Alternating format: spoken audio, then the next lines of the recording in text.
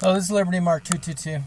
I was discussing with my sister-in-law last night about our drug laws right now. We're in Colorado here, and they passed an amendment in the state where we can allow where marijuana is legal. And that has a lot of implications. It's a state law, and you have a federal law that says you can't have marijuana, I guess, or illegal drugs. But anyway, I think I totally disagree with making war on drugs and the whole. I think all drugs should be legal. As a matter of fact, I don't agree with drug use. I don't think it's a good thing. It's very destructive to people.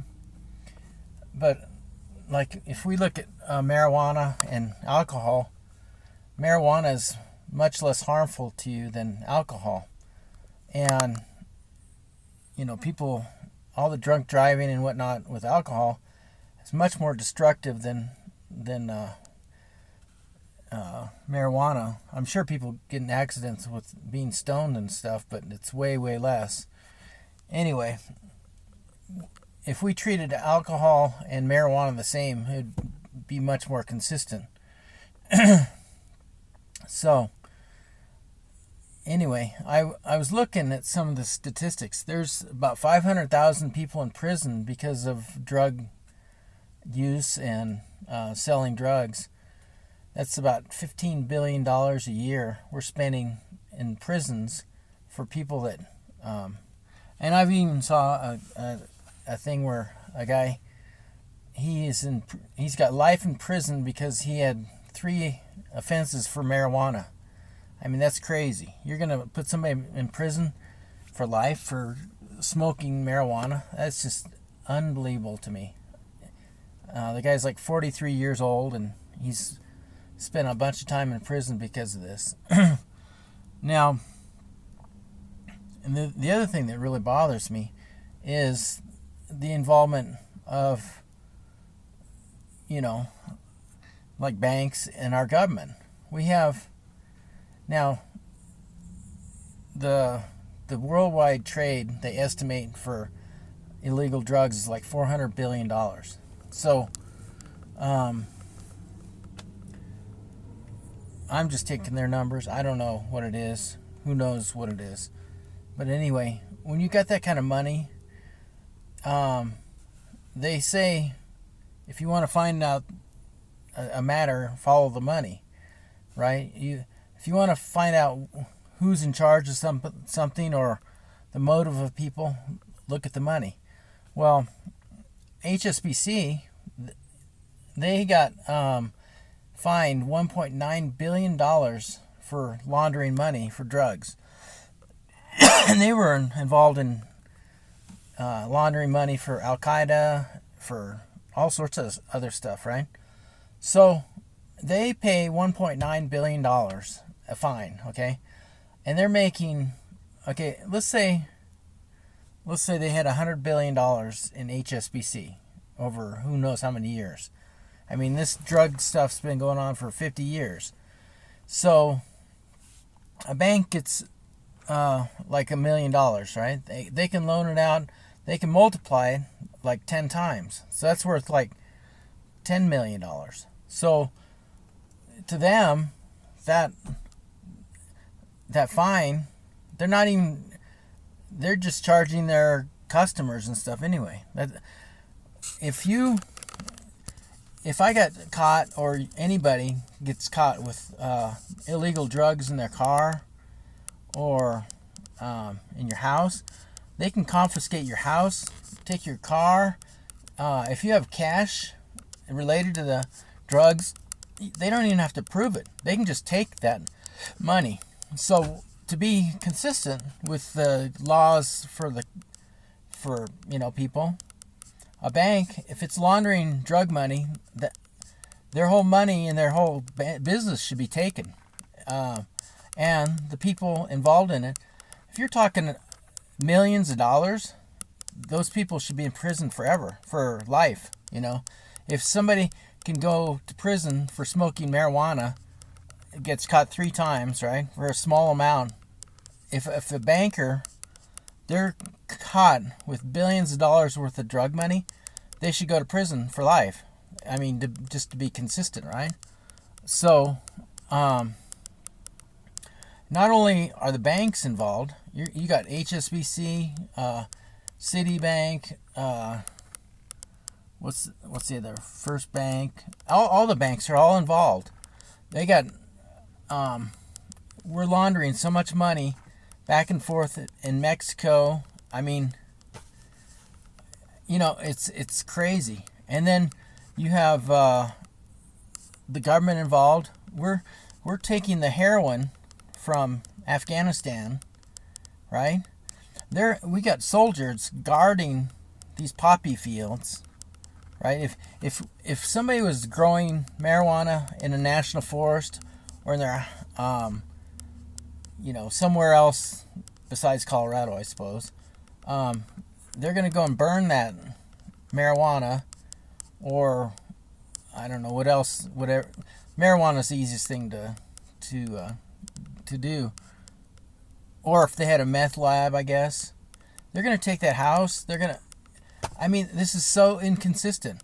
So we have soldiers in Afghanistan guarding poppy fields, guarding the heroin, shipping it over in C-130s. There was a guy on Alex Jones talking about how he transported, I think, 20 tons of cocaine on one of those C-130s.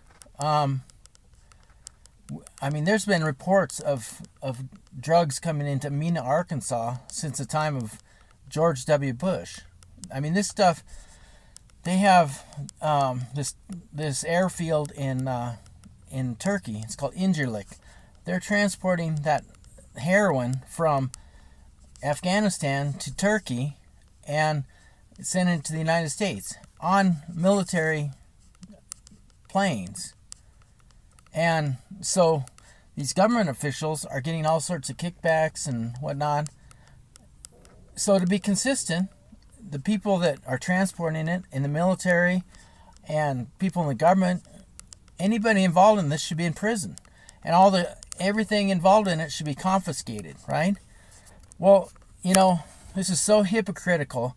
It is so,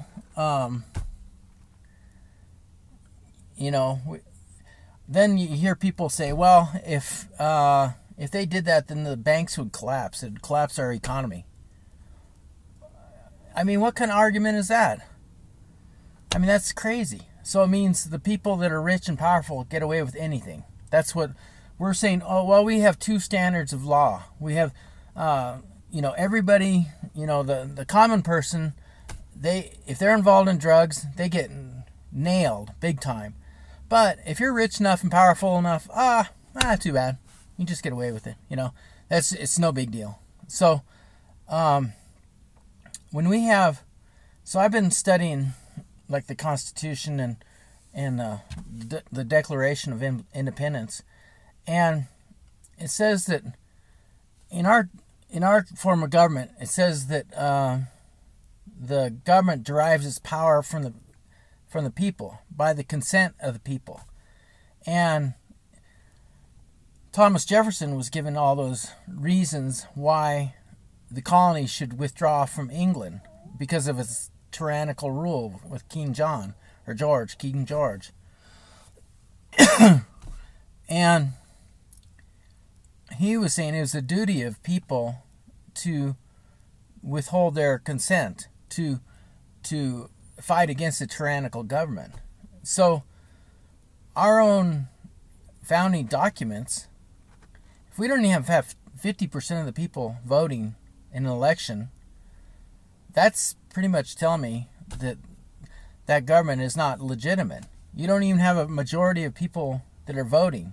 So there's already a withdrawal of the consent of the people.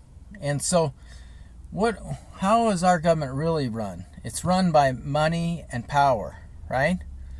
We have to pay our money, we have to pay our bills in dollars, and if we don't pay our bills, we get thrown in prison. Or our military, it'll punish different countries also. We'll bomb Libya. We'll bomb Afghanistan. We'll bomb Iraq. Invade that country.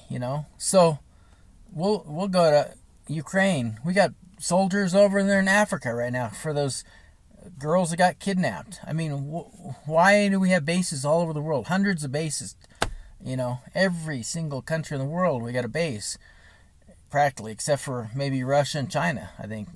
But or maybe Vietnam, I guess. But it's crazy. The Declaration of Independence, saying that we have our rights from God, and that we give our vote, our consent to the government. It's way beyond that. We don't have rule by the consent of the people right now. We have the rule of force, of rich people. I was just reading today about this man. He's some billionaire. He's got worth about $2 billion. He's going to spend $100 million on these Senate races, I think 7 different states. $100 million. I mean, what a joke. What are all these election laws that, that they passed all this regulations where you can only give so much per candidate and stuff. And he's going to spend $100 million on that's just crazy, And, all it does is it shows that the rich are controlling government.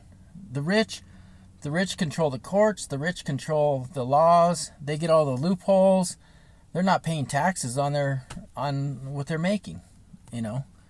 Even who was it? I think it was Romney was saying he pays a lower tax rate than his secretary. So he was just tacitly admitting that he doesn't pay taxes. All of his money's offshore.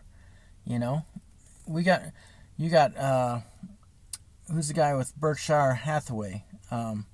He's saying how his secretary pays more taxes than he does. It's crazy. Warren Buffett. They got all their foundations. Him and Bill Gates. These guys don't pay taxes. But they're giving, like Warren Buffett gave $1.5 billion to Planned Parenthood. I mean, this is insane. This is